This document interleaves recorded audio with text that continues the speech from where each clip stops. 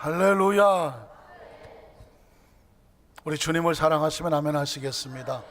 주님을 뜨겁게 사랑하십니까? 뜨겁게 아멘 하시겠습니다.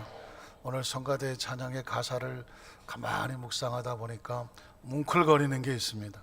한번 따라 하실까요? 아무것도 염려하지 마라. 염려투성이죠. 한 주간 동안 얼마나 많이 염려하셨나. 우리의 삶에 여러 가지 문제가 참 많이 있습니다. 그런데 오늘 하나님께서 우리에게 말씀하는 것은 아무것도 염려하지 마라 그래요. 왜 염려하지 말라고 할까요? 아버지께서 알고 계신다. 한 번 더 따라 하실까요? 아버지께서 알고 계신다. 오늘 말씀을 듣기 전에 염려, 근심, 걱정으로 말씀을 들을 것이 아니라 염려를 내려놓고 하나님이 알고 계시니 오늘 말씀 통하여 하나님 말씀하여 주시면 말씀 붙잡고 승리하겠습니다.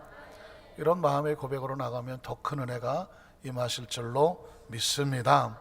한번 따라 하실까요? 축복받을 만한 그릇이 되는 것이 무엇입니다? 축복입니다. 축복받는 교회, 축복받는 성도, 축복받는 삶은 축복을 받을 만한 그릇이 되어지는 것이 바로 우리의 축복이라는 사실입니다.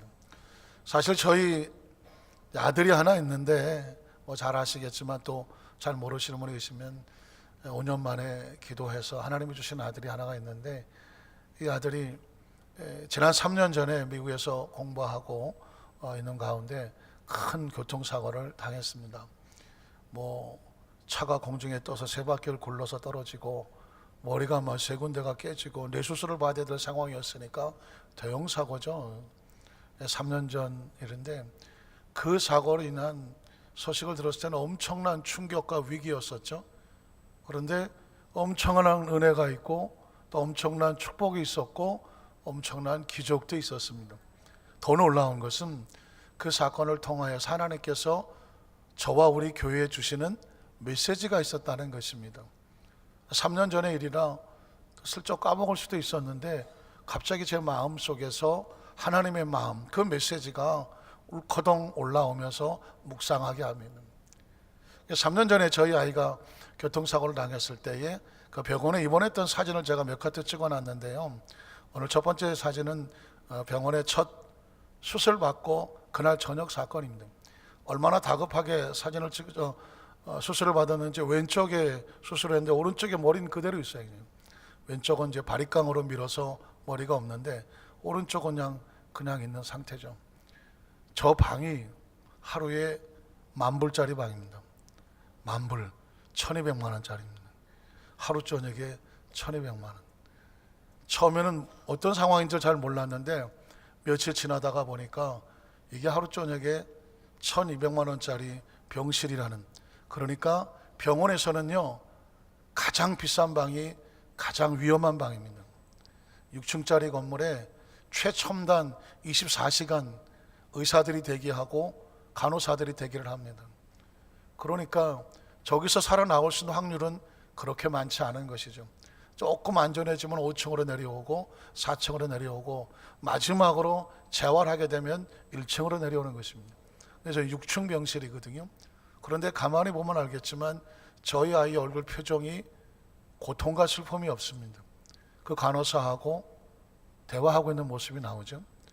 그 다음 장면을 보면 제가 평생에 잊지 않고 잊어질 수도 없는 장면인데 저희 아이가 이제 이틀째 이제 머리를 바로 다 깎고 그리고 그 병실에서 사진을 찍어 놓은 장면입니다. 화질이 좋아져서 이제 아이의 얼굴 표정이 아마 잘 보이실 텐데 그 아이의 얼굴에 지금 눈물이 보이나요? 고통이 보이나요? 괴로움이 보이나요?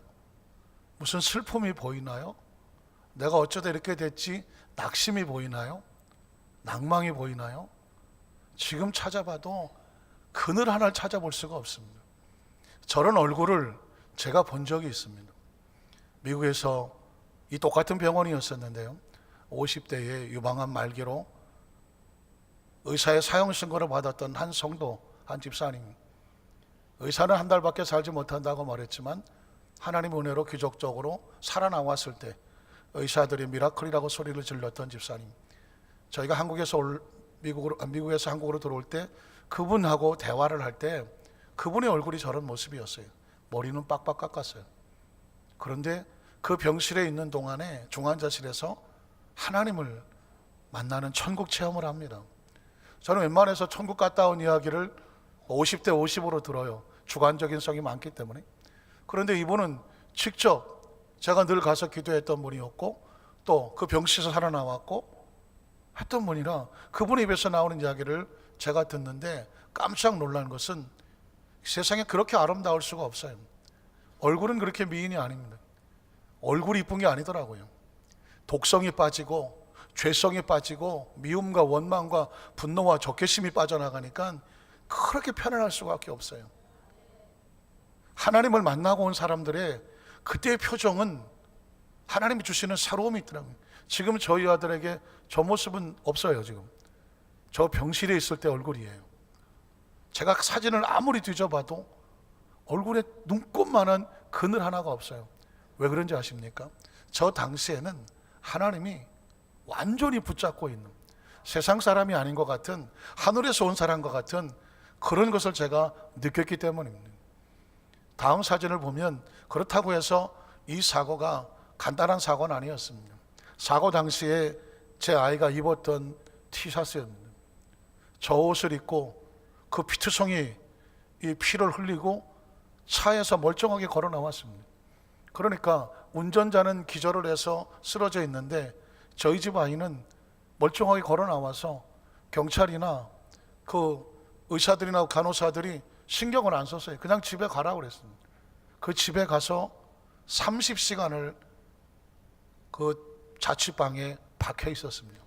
여러분 아시겠지만 뇌에 충격을 받고 출혈이 생기면 골든타임은 3시간입니다. 3시간을 넘으면 의사는 받아주지도 않고 수술도 안 됩니다. 왜냐하면 가망이 없기 때문입니다. 그걸 골든타임이라고 말합니다. 그런데 30시간을 방치가 됐다는 얘기는 거의 99.9% 죽은 자와 같습니다. 제 아들의 친구와 카톡을 한 내용을 확인했는데 30시간 동안 두절이 돼 있었습니다. 이 친구들이 연락이 안 되니까 저희 집 아이 집을 찾아와서 그 방 안에 처박혀 있는 것을 보고 그대로 들고 병원을 찾아왔습니다. 조그만 병원을 갔더니 벌써 위험한 걸 아니까 여기는 안 된다. 큰 병원으로 가라. 그래서 UC 얼바인에 있는 메디컬 센터의 대학병원으로 옮겨진 것입니다. 그런데 참 감사한 것은 저 옷을 입고 들어갔기 때문에 의사들이 30시간이나 방치됐다는 사실을 몰랐습니다. 금방 사고 난 줄 알고 병원에서 받아줬습니다. 저하고 통화할 때 의사는 말하기를 4-5시간, 5시간 걸린 거라고 말했습니다. 그런데 제가 미국에 가서 보니까 2시간 반 만에 수술이 끝났다는 것입니다. 전 영문을 몰랐습니다. 나중에 보니까 의사는 포기를 했습니다. 피가 너무 많이 고여 있고 빼낼 수가 없는, 어느 신경을 건드리면 말을 할 수가 없기 때문에 손을 댈 수 없어서 그냥 덮어버리고 호수 하나를 꼽아놨습니다. 피가 나오면 사는 거고 피가 못 빠져나오면 어쩔 수 없다고 포기한 것입니다. 그런데 이틀 만에 그 안에 뇌에 고쳐있던 피가 한 방울도 남지 않고 깨끗하게 빠져나왔습니다. 우리 하나님, 우리 다시 한번 감사 복사할까요? 의사가 그걸 보고 너무 기뻐서 막 펄펄 뛰는 거예요. 이건 진짜 기적이다. 얘는 럭키하다. 근데 우리는 무슨 말인지 모르겠더라고요. 영문을 모르겠더라고요. 왜 영문을 모르냐면 아니 뭐 그런 사실을 말을 안 해주니까 의사만 혼자 알고 있었던 거예요. 그래서 수도 없이 와서 그 호스를 체크하는 거예요. 왜 머릿속에서 피가 빠져나올까? 우린 영문을 모르는 거예요. 수술은 잘 끝났다고 말하는데 왜 피가 계속 나오지? 마음은 사실 불안했던 거예요. 그런데 의사는 그 피가 나오는 걸 보고 기뻐하고 있었던 거예요. 그리고 마침내 그 피가 다 빠져나오니까 기적이라고 기뻐하면서 얘는 럭키하다고 막 그러더라고요. 의사는 흥분을 해서 말하는데 우리는 내용을 모르니까 그냥 땡큐 할 수밖에 없었어요. 그 다음 사진 한번 보면은요, 전 이 사진을 보여드리려고 사실은 앞에 사진을 찾았는데, 이 사진은 저희 집 아이가 이제 둘째 날이에요. 둘째 날인데 많은 목사님들도 오시고 교수님들도 오시고 또 친구들도 오고 해서 병실에 병문안을 하는데, 이 아이가 오는 사람들에게 위로를 받는 게 아니라 오는 사람들마다 위로를 해주고 기도를 해주고 또 어떤 사람에게는 상담을 해주고 예언까지 하는 거. 예언까지. 기억에 남는 것은 뭐 목회자 자녀들도 있고 재직 자녀들도 미국에 유학을 갔지만 미국에 가서 신앙을 잃어버리고 약간 타락한 생활을 하는 그런 친구들도 있거든요. 근데 그런 친구들이 저희 집 아이를 병문안을 왔어요. 예전에 아는 사람이라고. 그런데 갑자기 이 아이가 울기 시작하는 거예요. 저는 워낙 친한 친구들에게라서 그랬나 하고 잠시 자리를 비켜줬다가 다시 와서 조심스럽게 물었습니다. 쟤네들이 너하고 이렇게 친했었니? 그랬더니 뭐라고 말하냐면, 아빠, 지금 쟤네들은 하나님과 멀리 떨어져 있는 아이예요. 그러니까 하나님의 영이 얼마나 강하게 붙잡고 있는지, 하나님을 잘 믿는 사람이 그 병실에 들어오면 어린애처럼 기뻐하면서 대화를 해요. 그런데 하나님과 멀리 떨어져 있는 타락하고 정말 세상에 나가 있는 그런 사람이 오면 펑펑 울더라고. 저 영혼이 불쌍해서 견딜 수가 없다는 거예요. 당시 베데스다 부총장 하는 교수님이 왔을 때는 예언을 하더라고요. 학교에 너무 힘들지, 고생한다, 낙심하지 마라, 하나님이 함께 지켜줄 거다. 아니 60이 넘은 부총장을 이 아이가 격려하고 위로하더라고요. 그 소리를 듣자마자 그 교수님 부총장님은 거꾸러져서 울더라고. 하나님이 저 아들을 통해서 나를 위로하신다고. 오늘 지금 저 앞에 계시는 분은 목사님, 그 당시 베데스다 순복음교회 담임 목사님이고 대학에 학생처장을 하시고 지금 한세대학교에서 강의를 하시는 분인데, 목사님 사모님이 이제 오셨어요. 그런데 지금 저희 아이가 목사님하고 사모님을 상담하는 거예요. 그 아들이 하나 있는데 아이가 조금 힘들어요. 그래서 부모님이 걱정을 해요. 근데 이제 저희 아이가 그 형을 알아. 그래서 그 형이 어쩌고 저쩌고 상태를 얘기해 주면서 목사님하고 사모님을 상담을 해. 목사님 사모님 얼굴이 뻘개갖고 저한테, 아유 오케이 목사님, 오늘 지금 재언을 통해서 제가 큰 은혜를 받고 갑니다. 이게 도무지 어떻게 벌어지는 상황인지 몰라요. 그런데 이 아들이 그때 저와 저희 교회에 대해서 예언을 한 게 있어요. 저를 붙잡고 상담을 하더라니까요. 엄마 말도 좀 더 많이 들어주세요, 아빠. 그리고 엄마 기도하는 거 고아원 잘 될 테니까 걱정하지 마세요. 그 당시 저한테는 아빠라고 말하고 하나님은 아버지라고 말하더라고. 아버지가 따로 있더라고, 이놈이 보니까는. 그래서 저한테도 아빠 교회 이름이 여의도 순복음 안산교회죠. 그 당시 사실 왔다 갔다 하거든요. 좀 충격받고 나와서 정확한 상황 파악이 잘 안 될 수도 있고, 의사가 계속 와서 여기가 어디냐, 며칠이냐, 네가 병원에 왜 왔냐, 미국 대통령 이름이 누구냐, 계속 인지 능력을 파악하고 있는 상태였는데 정확하게 여의도 순복음 안산교회죠. 그래 그랬더니 아빠 마음이 많이 급하죠. 급하다. 난 우리 교회가 빨리 발전하고 빨리 부흥하고 뭔가 빨리빨리 됐으면 좋겠다. 그랬더니 아버지가, 여기서 말하는 아버지는 하나님이에요. 아버지가 하시는 말씀이 천천히, 너무 서두르지 마라, 급하게 조바심 내지 마라. 하나님이 그 교회의 성도들과 그 교회의 눈물의 기도를 알고 계신다는 거죠.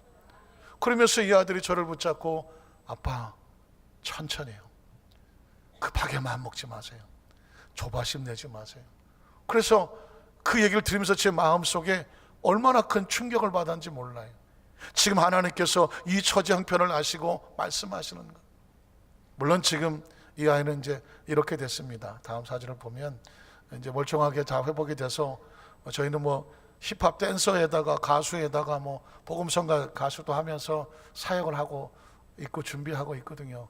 무슨 화보 사진 찍는다는 거 제가 하나 가져왔는데 자세가 좀 엉거주춤하지만 저게 힙합 삘이라니까 할 수가 없어요. 저는 이 아이의 이야기를 지금 3년 후에 문득 생각을 했지만 제 마음속에 하나님이 주시는 레마였던 거예요. 왜 급하게 마음 먹지 말고 천천히 조바심 내지 말고 끝까지 하나님을 기대하고 기다려라 하신 말씀이 뭘까?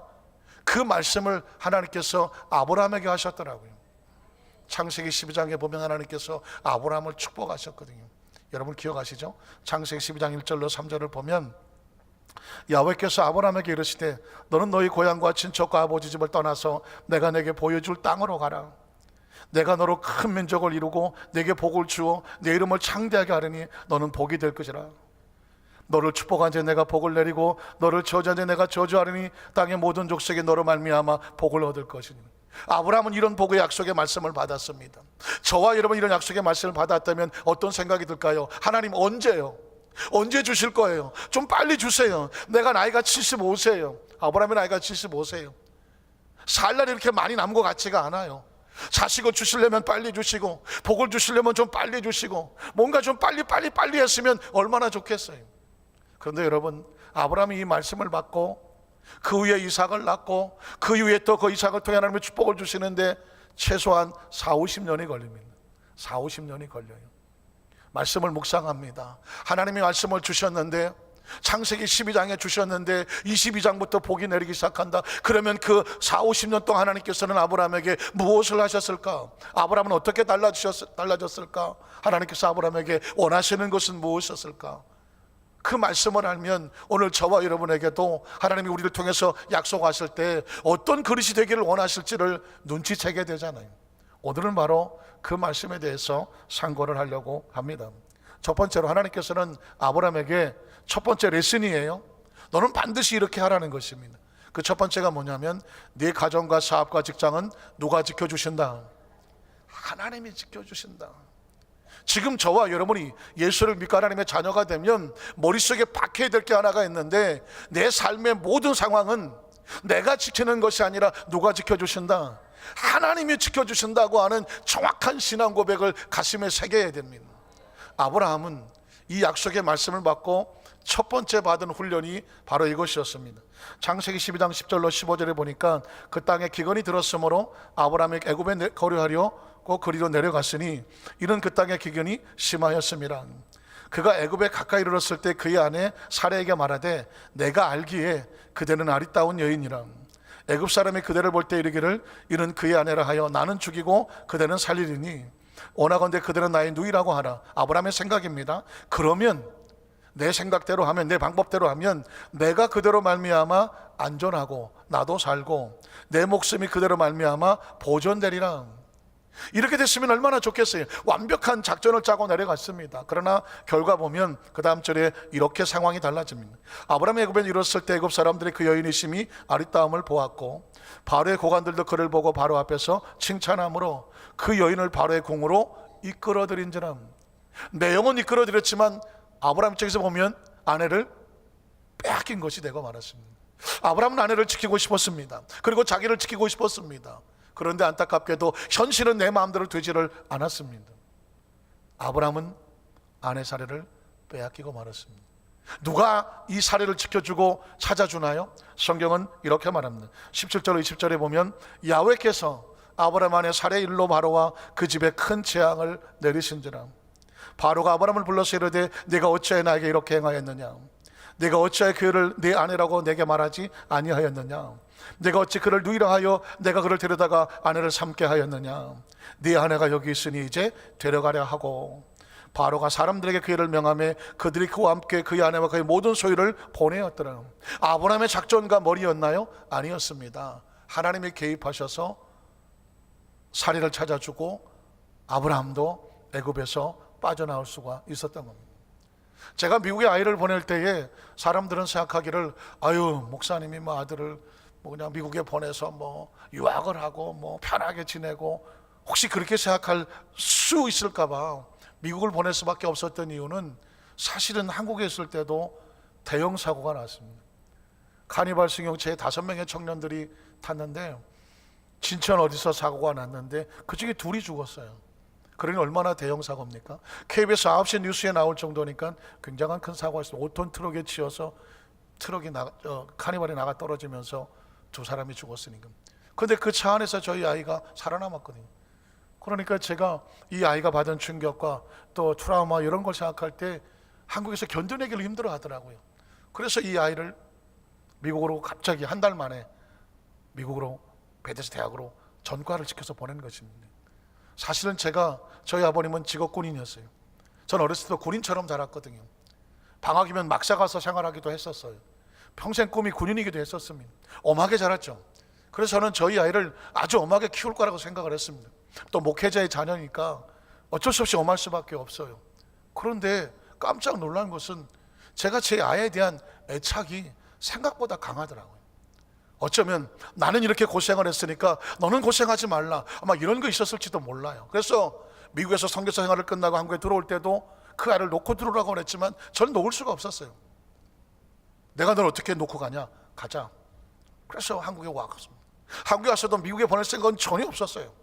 그런데 큰 사고가 나니까 이게 내가 자식을 키우는 게 아니었어요. 내가 자식을 보호하는 게 아니었어요. 그 아이가 그런 사고를 당할 때에 제가 할 수 있는 건 아무것도 없었던 거예요. 그때 큰 충격을 받았습니다. 아, 이게 내 자식이 아니구나. 그래서 어렵게 결단을 하고 서둘러 미국으로 보냈던 거예요. 미국에서 대형 사고를 또 당했어요. 아까 같이 설명했지만 처참한 상황이었는데 오히려 그를 살려낸 것은 하나님이셨어요. 하나님이셨어요. 전 LA 가는 비행기를 타면서 13시간 동안에 처절하게 고백했어요. 하나님, 내 자식이 아닌 것을 고백합니다. 내가 할 수 있는 것이 아무것도 없는 것을 고백합니다. 하나님이 하셨습니다. 하나님의 자녀이니까 하나님이 살려주시고 하나님 고쳐주십시오. 그 이후 저는 저희 아이에 대해서 제가 애착이 없습니다. 제가 너 이래라 저래라 하지도 않습니다. 하나님이 하십시오. 왜냐하면 하나님께서 오늘 성경에 보니까 그 가정과 사업과 직장을 지키는 것은 하나님이셨습니다.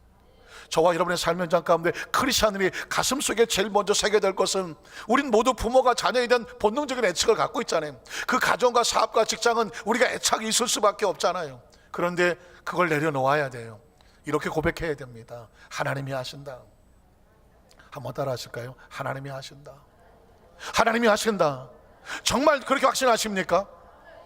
이게 크리스찬의 신앙의 첫 번째 단계의 훈련입니다. 두 번째 단계는 이제 하나님께서 하고자 하는 모든 일 앞에 인간적인 의지를 내려놓아야 돼요. 인간적인 의지를 내려놓고 온전히 하나님을 의지해야 된다는 것입니다. 여러분 너무 뻔할지 모르죠? 그래도 고백해 볼까요?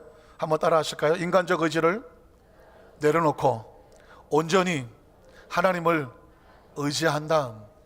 성경에 보면 아브라함이 이 말씀을 받았지만 안타깝지만 그의 마음속에 인간을 의지하는 마음이 숨어 있는 것을 보게 됩니다. 창세기 12장 4절 5절에 보니까 이에 아브라함이 야훼의 말씀을 따라갔다. 하나님 말씀은 본토 친척 아비 집을 떠나 내가 내게 지시하는 곳으로 가라. 너 혼자 가라였습니다. 그런데 아브라함은 형의 아들인 조카 롯이 있었습니다. 롯도 그와 함께 같이 데려갔다고 말하고 있습니다. 5절에 보면 아브라함이 하란을 떠날 때에 75세였습니다. 자, 75세쯤 되면 자식이 없어요. 옆에 좀 듬직한 청년 하나가 있어지면, 그것도 자기 친척이 있어지면 훨씬 좀 마음이 안정이 되잖아요. 아브라함은 그래서 조카 롯을 데리고 떠났습니다. 그런데 이 조카 롯이 아브라함의 의지가 된 게 아니라 아브라함이 하나님의 축복을 받는데 방해가 되고 말았습니다. 성경에 보면 이렇게 말합니다. 13장 14절 18절에 보니까 롯이 아브라함을 떠난 후에 그동안 같이 있었는데 있는 동안은 갈등하고 서로 문제가 되고 나중에는 그 서로 싸움까지 벌어질 정도가 됩니다. 그런데 롯이 아브라함을 떠나고 나니까 이제 누가 축복을 하냐면 하나님이 축복을 하십니다. 놀랍지 않습니까? 우리가 인간적인 의지를 내려놓으면 누가 개입하실까요? 하나님이 개입을 하시는 거예요. 그래서 야훼께서 아브라함에게 이르시되 너는 눈을 들어서 너 있는 곳에서 북쪽과 남쪽 그리고 동쪽과 서쪽을 바라보라. 보이는 땅을, 자, 주체가 누구냐면 내가, 하나님이 너와 내 자손에게 주리니 영원히 이룰 것이다. 축복은 어디서 오나요? 하나님을 돕니다. 또 말합니다. 내가 내 자손이 땅에 티끌 같게 하리니 사람의 땅에 티끌을 능히 셀 수 있을진데 내 자손도 셀 수 있을 것이다. 너는 일어나 그 땅을 종가행으로 두루 다녀보라. 누가 줍니까? 내가 그것을 내게 주리라. 이 아브라함의 장막을 옮겨 헤브론에 있는 마므리 상세 수풀에서 이르러 거주하며 거기서 이제 하나님 앞에서 제단을 쌓으면서 하나님을 바라보기를 시작한 것입니다. 성경에 보면 다윗과 사울의 집을 비교합니다. 사울의 집은 점점 망하여 갑니다. 다윗의 집은 점점 흥하여 갑니다. 그런데 뭐가 달랐을까요? 사울은 왕이 되자마자 사람을 의지하기 시작합니다. 병력을 의지하기 시작합니다. 백성들의 여론을 붙잡고 인간적인 의지를 하게 됩니다. 근데 여러분, 사무엘이 말한 걸 기억하시나요? 왕이 사람들의 마음을 얻고자 하나님을 버렸으므로 하나님도 왕을 버려서 사람들 가운데 왕이 되지 못하게 하겠다고 말하고 있습니다. 하나님의 마음을 얻어야 사람의 마음도 얻는 것입니다. 다윗은 사람의 마음을 얻는 것이 아니라 골리앗과 싸움에서 이런 말을 하죠. 너는 칼과 창과 단창으로 내게 다가오리고 오니와 나는 만군의 야훼 하나님의 이름으로 간다. 골리앗을 쳐서 무너뜨렸을 때 사람들의 마음은 다윗에게로 다가왔습니다. 그러니까 하나님의 마음을 붙잡아야 세상의 축복도 다가오는 것이지, 세상의 축복의 마음을 빼앗기면 하나님의 마음을 잃어버리는 것입니다. 그것이 두 번째 훈련입니다. 세 번째 훈련은 이렇습니다. 환경을 바라보지 말고 하나님의 꿈을 바라보는. 한번 따라 하실까요? 환경을 바라보지 말고 하나님의 꿈을 바라보라는 것입니다. 인간은 사회적인 동물이잖아요. 그래서 인간관계에 대한 굉장한 미묘한 감정이 있습니다. 또 사회적인 동물뿐만 아니라 또 사회적 환경적인 지배를 받는 동물입니다. 환경이 좋으면 막 좋은 것 같고 환경이 나쁘면 힘든 것 같아요. 그런데 크리스찬은 환경을 초월하여 하나님을 바라보라는 것이 세 번째 훈련입니다. 한번 따라 하실까요? 환경을 초월해서 그 가운데 역사하시는 하나님을 바라보라는 것입니다. 아브라함도 아직은 어린아이와 같거든요. 나이는 75세지만 신앙은 이제 어린아이와 같아서 환경에 또 어려움을 당하니까 덜커덕 주저앉아 버립니다. 창세기 15장 1절로 3절에 보니까 이후에 야훼의 말씀이 환상 중에 아브라함에게 임하여 이르시되 아브라함아 두려워하지 마라. 참 놀라운 것은 하나님은 아브라함에게 얼마나 애정을 갖고 있는지 만날 때마다 아직은 어린아이 같고 실패도 하고 실수도 하는데 계속 축복의 말씀을 줍니다. 아브라함아 두려워하지 마라. 나는 너의 방패요 너의 지극히 큰 상급이니라. 아브라함이 이럴 때 주 야훼는 무엇을 내게 주시려 하나이까? 나는 자식이 없습니다. 내 환경이 그래. 자식이 없어. 이 나이가 됐는데도 의지할 곳이 없어. 여건이 이렇게 좋아 보이지 않아. 그래서 어쩔 수 없이 나의 상속자는 이 다메섹 사람 엘리에셀입니다. 종들 가운데 하나 내가 정했습니다 라고 말하는 것입니다. 그 이유는 3절에 있어요. 아브라함이 또 이르되 주께서 내게 씨를 주지 아니하셨으니 내 집에 길린 자가 내 상속자가 될 것입니다. 우리도 그런 고백할 때가 있지 않을까요? 하나님께서 응답을 주시지 않아서요, 내게 물질을 주지 않고 건강을 주지 않아서 내가 이것밖에 못해요, 난 이렇게밖에 할 수 없어요 라고 우리가 어떤 인간적인 결론을 내려고 합니다. 환경을 보기 때문이죠. 그런데 하나님께서는 환경에 수긍하는 사람에 대해서 그것을 맞다고 말하지는 않습니다. 하나님의 말씀은 4절로 7절에 이렇게 말합니다. 야훼의 말씀에 그에게 임하여 이르시되 그 사람은 내 상속자가 아니야. 혹시 이 시간에 어떤 인간적인 환경 여건에 난 이렇게 될 수밖에 없어라고 작은 결론을 내리고 있다고 하면 하나님 말씀합니다. 그거 아니다. 그거 아니다. 내 생각은 따로 있다는 것입니다. 하나님의 생각은 따로 있습니다. 오늘 예배 가운데 말씀은 무슨 의미를 가지고 있을까요? 하나님의 생각이 들어오는 시간입니다. 한번 따라 하실까요? 말씀은 하나님의 생각이, 하나님의 뜻이, 하나님의 계획이 나를 찾아와서 내 안에 들어오는 일이다. 그래서 말씀을 듣는 거예요. 그래서 말씀 앞에 서는 거예요. 말씀 앞에 아멘을 하는 거예요. 왜? 하나님이 내 안에 들어오는 길이에요. 지금 이 절망과 좌절 가운데는 아브라함에게 하나님의 말씀으로 찾아오잖아요. 그리고 말씀하지 않습니까? 그 사람이 내 상속자가 아니야. 이제부터 내 생각을 줄게, 내 말씀을 줄게, 내 뜻을 줄게, 내 비전을 줄게. 그 다음 절 보면 이렇게 말하고 있습니다. 내 몸에서 날 자가 내 상속자가 되리라. 내 몸에서 나야 내 상속자는 아브라함의 능력입니까? 하나님의 능력입니까? 하나님이 주시겠다는 거죠. 아브라함은 내가 능력이 없어서 못한다고 말했지만 하나님은 내가 너에게 능력을 줄게.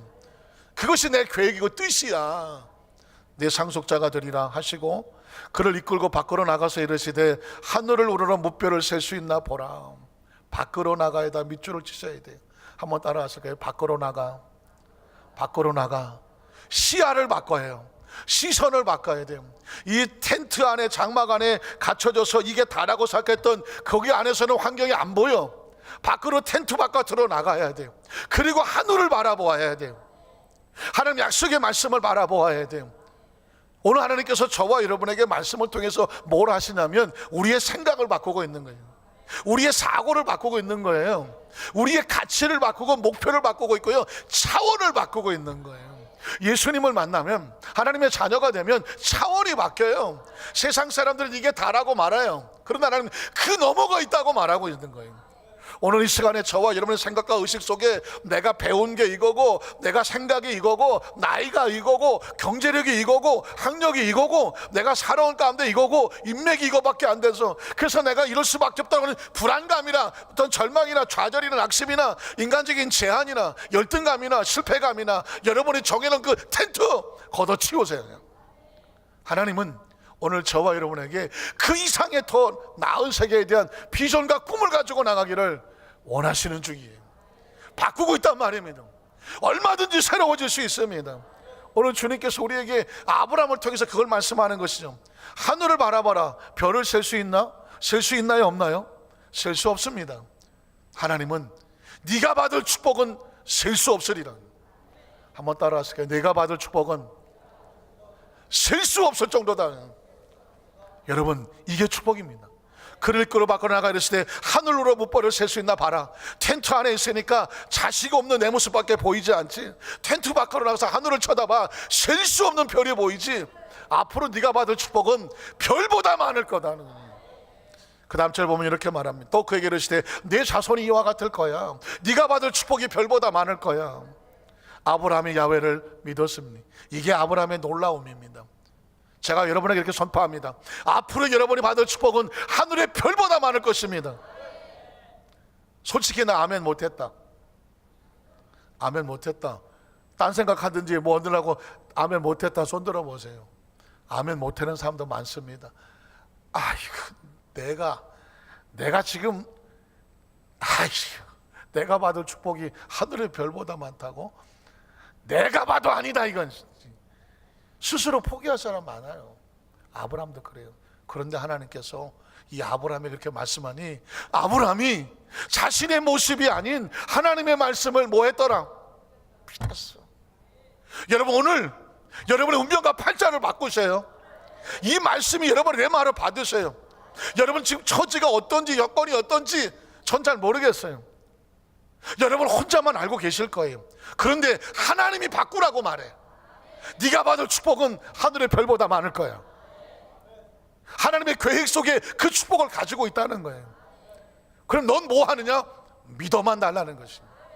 아브라함이 하나님을 믿었어. 뭘 보고 믿었나요? 약속을 믿은 거예요. 그랬더니 하나님께서 그를 그의 의로 여겼다고 말했습니다.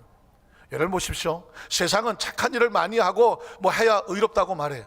그러나 하나님은 착한 일을 많이 한 사람이 아니라 하나님의 비전과 꿈을 믿어주는 사람, 기대하는 사람, 기다리는 사람, 이 사람이 의인이에요. 오직 나의 의인은 무엇으로 말미암아 살리라? 믿음으로 말미암아 살리라. 그 다음 절 보면 그래서 또 그에게 이르시되 나는 이 땅을 내게 주어 소유를 삼게 하려고 너를 갈대아인의 우리에서 이끌어낸 하나님이다. 내가 너를 그 갈대에서 끄집어낼 때 너를 이곳에서 빌빌 돌다가 절망좌절하고 낙심하고 무너지라고 끌고 나온 게 아니라는 것이. 하나님이 끌고 나올 때는 이유가 있어. 이 땅을 너에게 소유로 주어서 이 땅을 통해 축복의 통로가 되게 하려고 널 끄집어내든. 하나님이 저와 여러분을 예수 그리스도를 통해서 구원받고 하나님의 자녀가 되게 하셨다면 이 땅에서 그냥 먼지의 먼지로 사라지로 만들어 놓은 존재가 아니에요. 하나님께서 우리 여러분 한 사람 한 사람을 통해서 일하고 싶어 하는 거예요. 저희 집 아이가 그런 대형 사고를 당했을 때 이유가 있는 거예요. 그 사건을 통해서 이 아이의 운명과 팔자를 처절한 절망에 빠진 사람도 살아날 희망이 있는 거예요. 퇴원하고 나서 교회를 갔어요. 그 베데스다 교회 기도해 준 사람에게 감사해서 교회를 갔대요. 한쪽 구덩이에 청년들이 뭐 예배 바깥에 나와서 뭐 자기들끼리 뭐 막 있더래요. 그래서 얘가 가서 아이들한테 얘기를 해주고, 아직 수술하고 머리도 안 난 상태잖아요. 모자를 벗었대요. 그냥 청년들이 깜짝 놀라더래요. 여기서 45번을 꼬맸으니 깜짝 놀라잖아요. 그 애들 앞에서 하나님이 자기를 통해서 치료하시고 역사하시고 어떻게 살아남았는지를 간증을 하니까 그 아이들이 그 이야기를 다 듣더랍니다. 다 듣고 애들이 주섬주섬 하면서 교회 안으로 들어가더라는 것입니다. 제가 그랬죠. 너는 그냥 머리만 까면 간증이다. 그냥 까면 간증이다. 이건 뭐 그냥 살아있는 게 간증이에요. 아니 30시간 처박혀 있다가 어떻게 살아나와요? 제가 얘기했잖아요. 여러분 인터넷 다 뒤져보십시오. 뇌출혈을 받아서 3시간 넘어 살아남은 사람이 있나? 없어요. 아니 병원에서 받아주질 않아요. 그래서 30시간을 처박혔던 아이가 멀쩡하게 살아나와서 아무 후유증 없이 지금 열심히 또 자기를 하고 있단 말이죠. 이제 그 존재 자체가 그냥 하나님의 역사예요. 그러니까 어떻게 사용하실지는 아무도 몰라. 여러분이 가지고 있는 삶의 모습은 여러분만이 가지고 있는 하나님께서 계획이 있어요. 그런데 그 축복이 하늘의 별보다 많다고 말씀하십니다. 자, 그렇다면 네 번째로 축복의 언어로 입술의 고백을 바꿔야 되는 것입니다. 한번 따라 하실까요? 축복의 언어로 입술의 고백을 바꿔놓아야 되는 것입니다. 아유, 하나님, 나 같은 사람이 그 축복을 받을 수 있을까요? 라고 할 때 된다! 고백을 바꾸는 거예요. 하나님께서 아브라함의 고백을 바꾸십니다. 창세기 17장 1절로 7절을 보면 아브라함이 99세 때 야훼께서 아브라함에게 나타나서 그에게 이르시되, 안 넘어갑니까? 어디 갔어요? 자막이 돌아올지어다. 99세에 나타나셔서 이렇게 말씀하는 거, 나는 전능한 하나님이다. 지금 가만히 보니까 아브라함은 자꾸 형편과 처지를 생각하니까 난 안 돼 하는 모습이거든요. 근데 그 의식과 사고 속에 지금 너하고 만나서 네가 믿고 따르는 그 하나님이 어떤 존재냐? 그는 전능한 하나님입니다. 사랑하는 성도 여러분, 우리가 우리 모습을 보면 절망하고 좌절하고 낙심하잖아요. 그런데 보십시오, 우리가 믿는 하나님은 어떤 하나님이다? 전능하신 하나님이에요. 능치 못함이 없으신 하나님이에요. 너는 내 앞에서 행하여 완전하라. 무슨 뜻이에요? 그를 믿고 철저하게 의지하라. 그 다음 절 보면 내가 내 언약을 나와 너 사이에 두어서 너를 크게 번성하게 하리라. 하나님은 집요하셔요. 아브라함을 반드시 이렇게 만들겠다는 거예요. 하나님께서 지금 저와 여러분을 이렇게 만들려고 해요. 내가 내 언약을 나와 너 사이에 둬서 너를 크게 번성하게 하리라. 너를 크게 번성하게 하리라.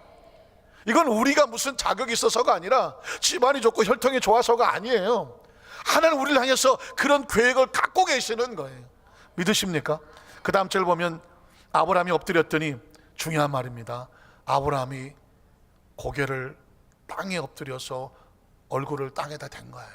이 말은 뭐냐면 그 말을 믿고 순종했다는 뜻입니다. 굉장히 중요한 것입니다. 여러분의 얼굴을 엎드려 땅에 대시기를 주님의 이름으로 축원합니다. 내가 너를 반드시 크게 번성하게 하겠다. 그 말씀을 듣는 순간에 아무런 다른 질문, 의심 없어요. 그냥 땅에 내 얼굴을 대는 것입니다. 믿음대로 될 것이다 고백하는 것 같아요. 하나님 또 그에게 말씀하여 이르시되, 보라 내 언약이 너와 함께 있으니 너는 여러 민족의 아버지가 될 것이다. 아브라함을 아브라함으로 바꾸는 거죠. 자, 그 다음 절 볼까요? 이제오른 내 이름을 아브라함이라고 하지 아니하고 아브라함이라고 하리니, 아브라함의 뜻이 뭘까요? 이런 내가 너를 여러 민족의 아버지가 되게 할 것입니다. 지금 자식 하나가 없어요. 그런데 하나님은 아브라함의 미래 속에서 수많은 민족이 있는 것을 미리 바라보고 있습니다. 지금 하나님은 여러분의 인생의 삶 속에 가지고 있는 걸 보는 것이 아니라 앞으로 가지게 될 것을 보고 있는 거죠. 한번 따라 하실까요? 하나님은 지금 내가 가지고 있는 걸 보시는 것이 아니라 앞으로 나를 통하여서 하나님이 주실 것을 바라보게 하신다. 이걸 믿음이라고 말하는 것입니다. 그래서 그 다음 절에 보면 내가 너를 심히 번성하게 하리니 내가 내게서 민족들이 나게 하며 왕들이 내게로부터 나올 것이다. 내가 내 언약을 나와 너며 내 대대 후손 사이에 세워서 영원한 언약을 삼고 너와 내 후손의 하나님이 되리라. 아브라함은 모델이고 샘플이에요. 믿음의 조상이잖아요. 우리 하나님을 믿으면 아브라함이 역사하셨던 그 아브라함에게 약속하신 축복이 우리 약속이 되는 겁니다. 창세기 17장 15절 16절에 보면 살의 이름도 바꿔놓아요. 하나님이 또 아브라함에게 이르시되 네 아내 사라는 이름을 사라라 하지 말고 사라라고 하라. 똑같은 얘기예요. 내가 그에게 복을 주어 그가 내게 아들을 낳아주게 하며 내가 그에게 복을 주어서 어떻게 그를 여러 민족의 어머니가 되게 하리니 민족의 여러 왕이 그에게서 나리라. 사실은요, 우리가 이 세상에 3차원에서 태어났잖아요. 그리고 이 세상에서 교육을 받았잖아요. 그러니까 우리는 이 세상에서 아는 게 다야. 이 세상 어떤 뛰어난 학자와 학문자가 우리를 가르쳐도 이 세상적인 기준으로밖에 못 가르쳐줘요. 이 세상적인 차원밖에 못 가르쳐줘요. 그러면 우리에게 전혀 다른 하늘의 차원과 4차원의 차원을 얘기해 주려면 어디서 와야 돼요? 하늘에서 와야 돼요. 4차원을 경험하고 아는 분이 오셔야 돼요. 그리고 그분이 오셔서 하늘에 대해서 얘기를 해야 의식과 사고가 바뀌는 거예요. 예수님을 구주로 믿으시면 아멘 하시기 바랍니다. 예수를 믿었다는 것은요, 운명이 바뀌는 것입니다. 차원이 바뀌고요, 비전과 꿈이 바뀌고 우리의 존재 자체가 바뀌는 거예요. 이 세상 사람들은 환경의 절망에 막히면 꿈틀하지 못합니다. 비전을 갖고 나가지를 도전을 못해요. 그러나 주께서 말씀합니다. 환경이 막혔다고 절망하지 마. 사람이 끊겼다고 절망하지 마. 네가 여건 형과 어렵다고 절망하지 마. 그건 내가 뚫어줄게. 왜냐하면 그 하나님은 전능하신 하나님이에요. 우리를 향하신 계획이 있어요. 크게 번성하게 하리라는. 이 과정을 겪으면 마지막 5번째로 믿음의 시험을 통과하면 축복의 그릇이 됩니다. 한번 따라 하실까요? 믿음의 시험을 통과해야 축복의 그릇이 됩니다. 창세기 12장에 하나님께서 아브라함을 축복하셨어요. 그리고 한 40-50년이 지나면서 창세기 22장이 기록이 됩니다. 오늘 본문에 22장에 나오는데 드디어 아브라함이 여기서 복을 받아요. 그러면 그 복을 받는 과정에 어떤 상황이 있었는지 그 현장을 한번 가보겠습니다. 창세기 22장 1절로 2절에 보면 하나님께서 아브라함에게 파이널 테스트를 합니다. 그 일 위에 하나님이 아브라함을 시험하시려고. 왜 테스트할까요? 그릇이 준비됐나? 그릇이 준비됐나? 여러분 혹시 도자기 굽는 거 보셨나요? 도자기를 잘 구워놓고 그 도공이 마지막에 끄집어내 보죠. 잘 구워졌으면 거기에 또 저 작업을 계획하는데 어떤 그 도자기는 땅에다가 가차없이 팍 집어던져요. 왜 그럴까요? 흠집이 난 거예요. 그 마지막 테스트에 통과하면 멋진 작품으로 나오는데 그 도공이 볼 때 뭔가가 갈라진 것 같고 점이 있고 뭔가가 이상하면 가차없이 깨버리더라고요. 그럼 옆에 사람들이 아까워하죠. 그거 왜 깨버려요? 저 주세요. 아니야, 거기에 내 낙관을 찍어서 내 작품인 걸 알려줘야 되는데 이건 완전한 작품이 될 수 없어. 지금 하나님은 아브라함에게 하나님의 낙관을 찍기 위해서 파이널 테스트를 하는 겁니다. 그를 부르셨습니다. 그리고 그 다음 절에 보면 아브라함 하시니 그가 이르되 내가 여기 있습니다. 야훼께서 이르시되 내 아들 내 사랑하는 독자 이삭을 데리고 모리아 땅으로 가서 내가 내게 알려준 한 산 거기서 그를 무엇으로 드리라? 번제로 드리라. 하나님이 우리에게 요구하는 마지막 시험이 뭔지 아십니까? 마지막 생명의 본능적으로 느끼는 그것을 뛰어넘을 수 있는 하나님에 대한 절대 신뢰예요. 절대 신뢰요. 많은 사람들이 그러잖아요. 좋을 땐 믿습니다. 열심히 내가 주일도 할게요 하다가 정말 중요한 어려움을 당하면 갑자기 신앙생활이 온데간데 없어져. 그건 거기까지밖에 안 되는 거죠. 하나님께서 요구하시는 건 뭐냐면 그 마지막 그 인간적인 본능의 생존 본능 넘어서 하나님에 대한 절대 신뢰, 가장 소중한 것까지도 맡길 수 있는 거죠. 우리 삶에 가장 소중한 게 뭘까요? 자식이에요. 저도 나이 몇 살 안 됐지만 가만히 보니까 인간의 삶 가운데 제일 애착이 가는 건 자식인 것 같더라고요. 그래서 어떤 부모들지 자식이 아프면 다른 거 다 필요 없어, 내가 다 포기해도 되는데 내 자식만큼은 살려달라고 그래요. 심한 경우 어떻게 해요?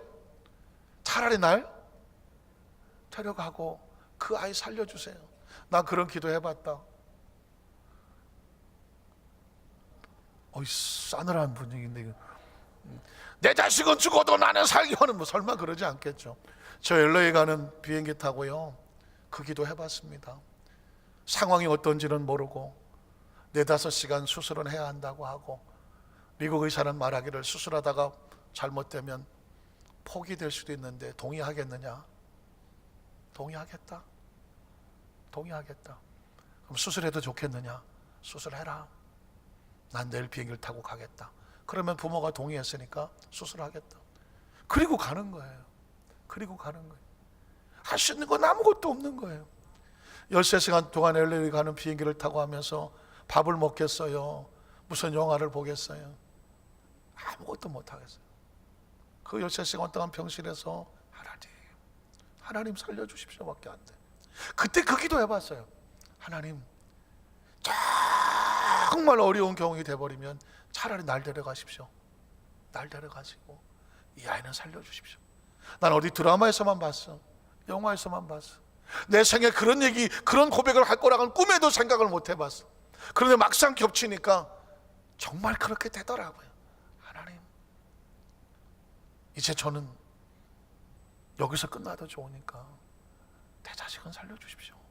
그런 기도가 나오더라고요. 그때 제가 왜 하나님께서 아브라함에게 이삭을 달라고 하는지를 알았어요. 달라는 줄 알았어요. 그 이야기는 뭐냐면 이삭을 죽이겠다는 게 아니었어요. 그보다 더한 하나님에 대한 절대 신뢰를 네가 고백해 줄 수 있냐고 묻고 계신 거였어요. 지금 아브라함은 그걸 하고 있는 거예요. 그걸 하고 있는 거예요.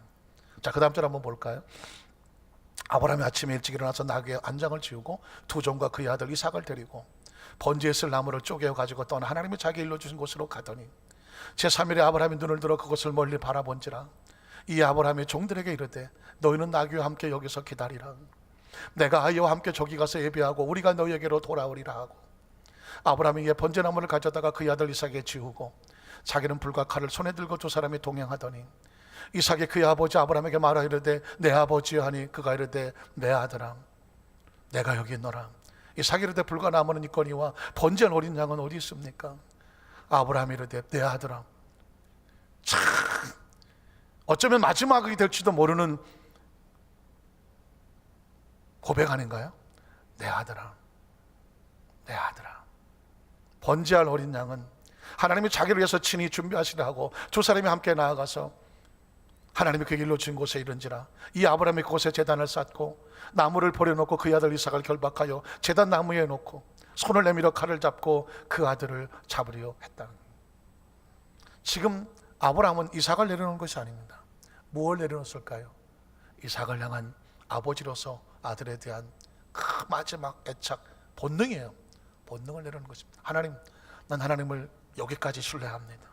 내 아들을 내려놓았으나 하나님 내 아들을 데려가지 아니하시고 내 마음을 받으시고 주님께서 원하시는 그 마음을 받기를 원해서 그 마음을 내려놓는다는 것이죠. 저는 우리 안산교회 우리 성도님들이 신앙의 고백이 하나님에 대한 절대 신뢰가, 누가 와서 쳐 죽인다고 하더라도 하나님을 절대하게 믿습니다라는 그 신앙의 그 고백이 주님 앞에 드릴 수 있는 우리 성도님 되시기를 주의 이름으로 축원합니다. 이 시대 속에서 주님이 찾고 있는 사람은 뭐냐면 좋으면 삼키고 쓰면 뱉는 그런 왔다 갔다 하는 신앙이 아니에요. 하나님에 대한 절대 신앙, 절대 믿음을 아브라함에게 요구했던 것처럼 우리에게, 너는 이런 상황 속에서도 나를 끝까지 신뢰해 줄 수 있겠니? 그렇게 배신당하고 배반당하고 억울하고 사기당하고 사람들에게 외면을 당해도 끝까지 나를 신뢰해 줄 수 있겠니? 하나님께서는 지금 우리에게 이 도전을 하고 계시는 거죠. 그랬더니 그 다음 절에 하나님께서 이렇게 반응하십니다. 야훼의 사자가 하늘에서부터 그를 불러 이르시되 아브라함 아브라함 하시는지라. 아브라함이 이르되 내가 여기 있나이다 하매 사자가 이르시되 그 아이에게 내 손을 대지 마라. 이제부터는 하나님의 마음에 그 아이에게 내 손을 대지 말라. 나는 그 아이에게 내 손을 대는 것이 내 마음이 아니다. 그에게 아무 일도 하지 마라. 흠집 하나 내지 마라. 내가 네 아들 내 독자까지 내게 아끼지 않았어. 하나님께서 얼마나 원하시는 거예요. 그 애착 같은, 그 애착이 가득한 그 아들 독자까지도 내게 아끼지 않았으니 내가 이제야 내가 하나님을 경외한 줄 알았다. 준비된 그릇이 된 거예요. 그에게, 아니 아들도 내어놓을 정도인데 그에게 뭘 못 맡기겠어요. 어떤 상황에도 변질되지 아니할 그 아브라함의 믿음을 확인하신 거예요. 경외한 줄을 아노라. 그러면 이제 마음 놓고 하늘을 열면 되는 거예요. 그 다음 절을 보면 아브라함이 눈을 들어 살펴본 중 한 수양이 뒤에 있는데 뿔이 수풀에 걸려 있는지라. 아브라함이 가서 그 순양을 가져다가 아들을 대신하여 번제로 드렸더라. 아브라함이 그 땅 이름을 야훼이리라 하였으므로 오늘날까지 사람들이 이르기를 야훼 산에서 준비되리라 하더라. 자, 오늘 본문은 계속 이어집니다. 야훼 사자가 하늘에서부터 두 번째 아브라함을 불러 이르시되 야훼께서 이르시기를 내가 나를 가리켜 맹세하노니 내가 이같이 행하여 네 아들 내 독자도 아끼지 아니하였은즉 내가 내게 큰 복을 주고 내 씨가 크게 번성하여 하늘의 별과 같고 바닷가의 모래와 같게 하리니 내 씨가 그 대적의 성문을 차지하리라. 18절을 기억하십시오. 또 내 시로 말미암아 천하 만민이 복을 받으리니 이는 내가 나의 말을 준행하였습니다. 이는 내가 나의 말을 준행하였습니다. 사랑하는 성도 여러분, 하나님의 말씀을 삼가 들으십니까? 하나님의 말씀을 삼가 준행하십니까? 하나님의 축복은 그 말씀을 삼가 준행하는 자에게 열려지는 것입니다. 오늘 말씀이 사랑하는 안산교회 성도들 가슴속에 마음속에 이왕 예수 믿었으니까 무늬만 예수, 한 30%만 예수, 뭐 한 50%만 예수가 아니라 전적인 크리스찬으로서 인정을 받아서 하나님께서 뭘 맡겨도 편하실 수 있는 축복의 통로들 되시기를 주님의 이름으로 축원합니다.